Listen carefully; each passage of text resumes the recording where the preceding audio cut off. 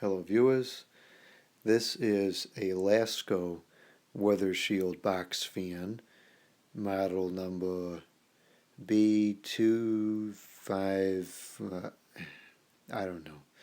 I don't know what the model number is, I'll post it in the description. Anyways, it's one of those WeatherShield ones that they make for the windows. And I've used this about a week now. We had some reasonably warm weather, so I got to use it for a few days. And I have to say, this is actually a really good fan. Usually I'm not much of an advocate for these modern box fans, and I wouldn't necessarily say that I am now either, but this fan has certainly far exceeded my expectations for it. I have two of these Lasko WeatherShield box fans. This is one of them, and then the other one is it's white, and it kind of looks like the ones you usually see. And side by side in a free air environment, I find the two of them to be fairly similar.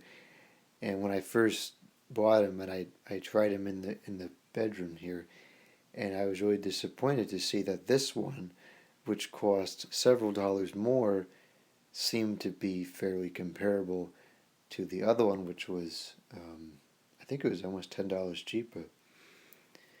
Now, when I used them in the window, I noticed the big difference. And after using it in the window, I will say this one is well worth the $10 extra it costs or whatever it was. The other one, actually I can show you what it is. It's in there. It's that one over there.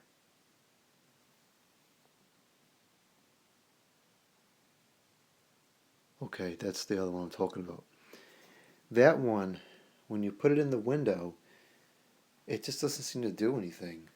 You know, it feels like it's moving air, but if there's any bit of a breeze, it kind of doesn't move any air, and even when it's totally still out, it doesn't seem like it's actually pushing a lot of air through the window, and it just wasn't very effective. Now this one, I didn't feel that way about this one. This one, when I put this thing in the window, it seemed like there was actually a really good volume of air moving through the window, and the bedroom cooled very quickly. So I would attribute it to two things. Number one, the blade is substantially sturdier in this one. I took them apart and I felt the blade, and the blade on the other one is like paper thin. This one, it's still flimsy, but it's not nearly as bad. So I think when there's a little bit of resistance in the window, this blade holds up better. The other one kind of just folds up and loses pitch. The other thing about this one is this has a feature from the box fans of yesteryear.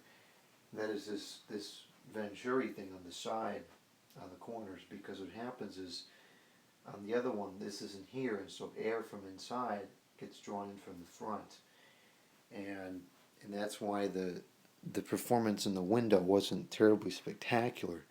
But this one seems like it really draws all the air through the back of the fan and does end up recirculating air through the house, through the front of the fan.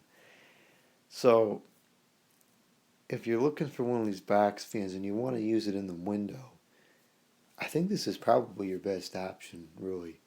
It's definitely worth paying the couple extra dollars to get this one over the other one. That's my opinion. Now, this does have a different motor in it as well.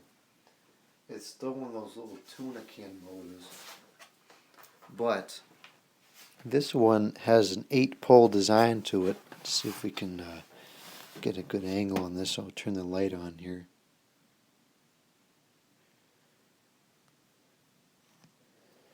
So you can see the 8 poles in there. I believe it's a PSC motor, and yeah, so there it is. It's got an odd square stator to it. At least that's what it looks like. But anyways, there's the motor. I did put the infrared thermometer in here on the motors, this one and the other one, after running them. And this one actually was running a bit hotter than the other one. This one was around 120 degrees, whereas the other one was only about 90, or like 95, 96.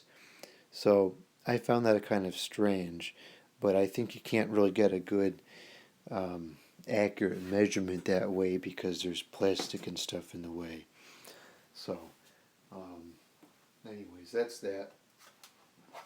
The other thing I'll say about this one is the handle is actually pretty sturdy and it's not really flimsy. The handle on the other one is pretty flimsy, and I would not be surprised if it breaks eventually. This one I don't think it will. Another nice thing about this one is the thermostat.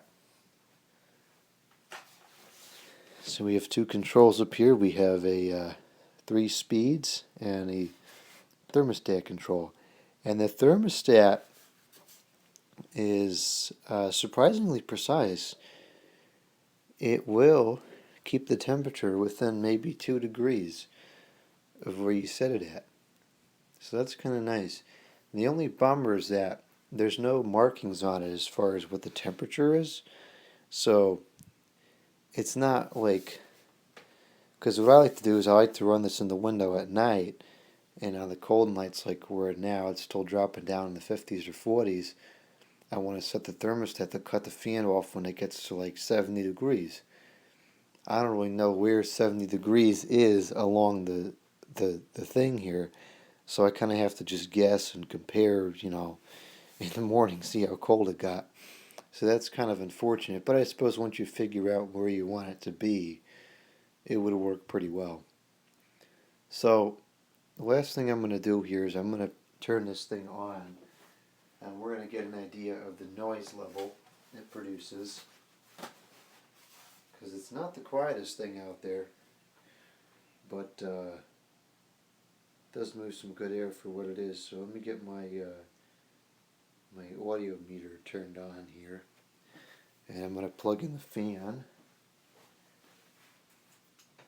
It does have one of those fuse plugs, so really like that you can't place the fuse. Oh, the other thing is I used this when it was raining the other day because they claim that these things are water resistant, and it was really pouring. I let water, kind of run through the fan. The whole floor and everything got soaked for a few minutes. Held up fine. So their claim that it can get wet is, at least for a few minutes, valid. So yeah, let's see here. I have the audio meters on the tablet here. This is not the greatest setup, but this is what I have. So, okay. Now, can you see this? So, this is the number here you're going to want to look at. Generally speaking, a conversation is about 65 to 70 decibels. Normal speaking conversation. So that'll give you an idea of what the sound is. So I'll start this thing off on low.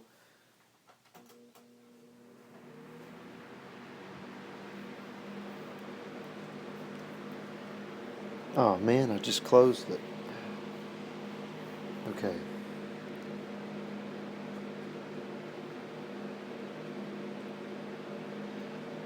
So it's about 60 decibels on low, which is not that loud. And the other thing I want to say about this is that the sound it makes is actually a bit like the classic box fans. It's got that nice lower kind of a chopping sound to it. Kind of like what you'd hear out of a metal high velocity fan.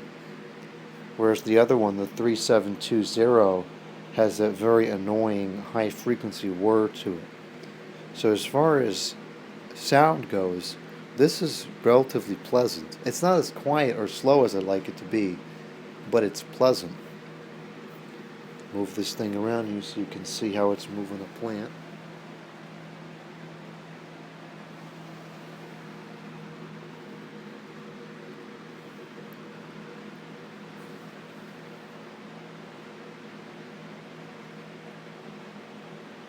Still measuring about 60.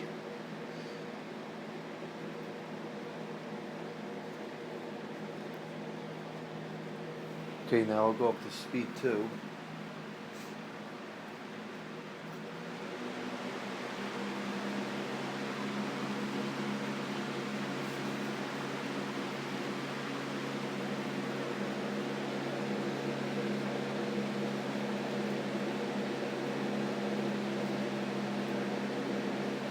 It's about 70.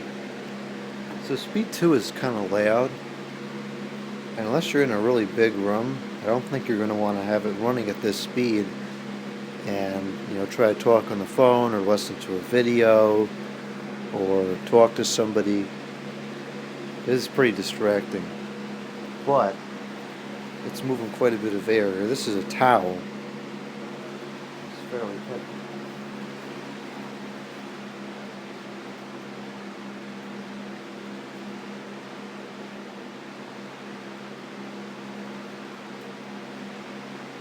So it is pushing a decent breeze. Move this around again.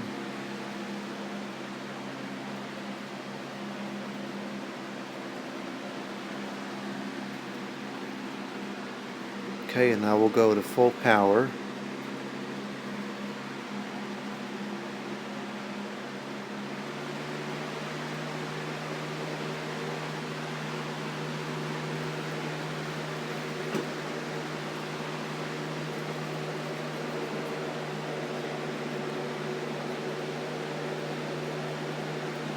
About 72. Not that much louder than medium.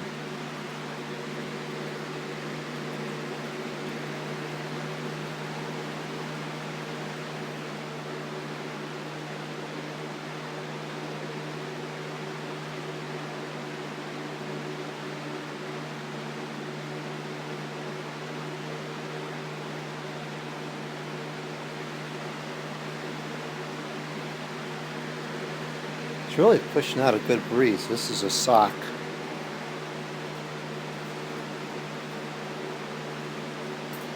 I don't have my usual airflow tester up here.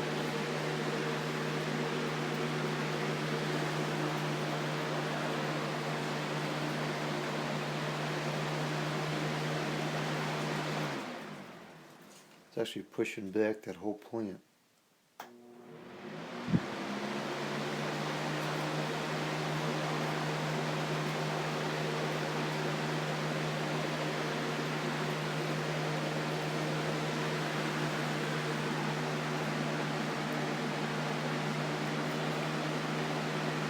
Okay, now we'll switch it off.